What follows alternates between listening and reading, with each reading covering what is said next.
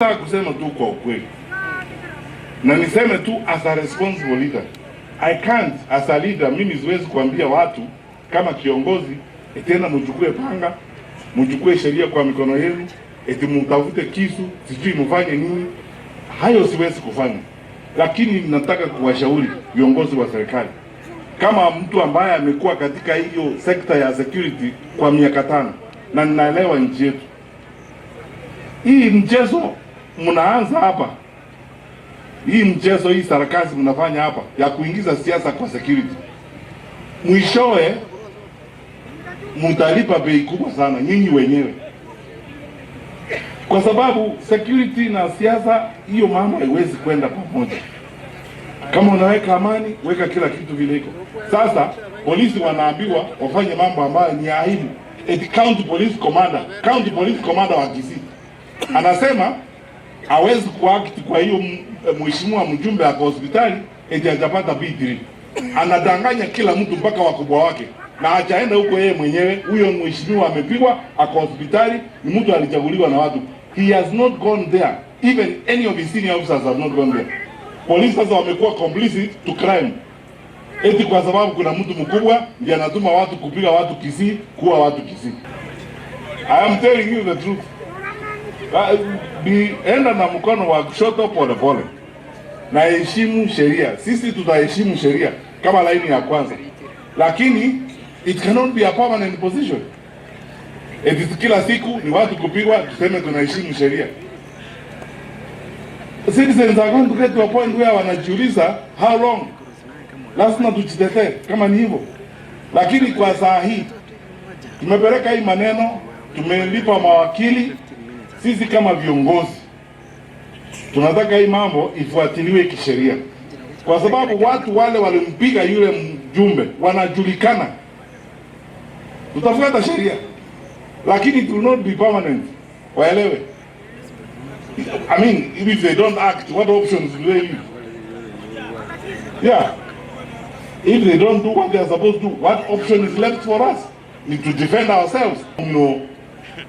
Onakobeka marunze kama sabera. It will not work that way. Kwa sasa wale mawakili akina Cliff Ombeta, wale mawakili wa Kisii wote group, tutafuata vile mtaenda na hii kitu kisheria, lakini it's not a permanent solution. Permanent solution ni kwamba sisi zote tufuate sheria, tuishi kwa amani, tukae pamoja. Unajua hii mambo ya vita hii mnaona hapa ya guns ni kama ile inaendesha huko Central Province, huko Kiambu, sijui nini. Na ukweli ni huu, and I think it's important to be responsible people. Shida tuko nayo ni kwamba tuko na serikali which is incredibly unpopular, na kiongozi wa serikali, you know, wacha tusiambiane uongo, tudanganye wananchi hapa.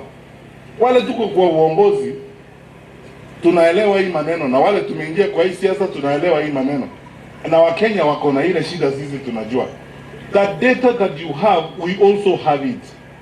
We are polling, we have international firms, we are polling, we are seeing what the country is saying. Nchi nimesema hawana nafasi ya kushinda kura tena unless sisi upinzani tukawanyike ama watumie violence na guns kujaribu kuiba kura. Tutawakubalia?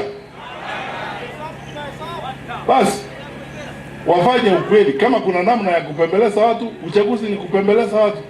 And that's why sometimes I wonder, and please munikubalie, I even ask this question openly. Watu wanatuambia tu wao ndio vigogo wa siasa. And I keep asking myself the question every day. How intelligent and smart are they? Kama unataka kupembeleza watu wa Kisii wakuje kukusupport siku moja, kuwapiga na kuwaua ndio kuwapembeleza?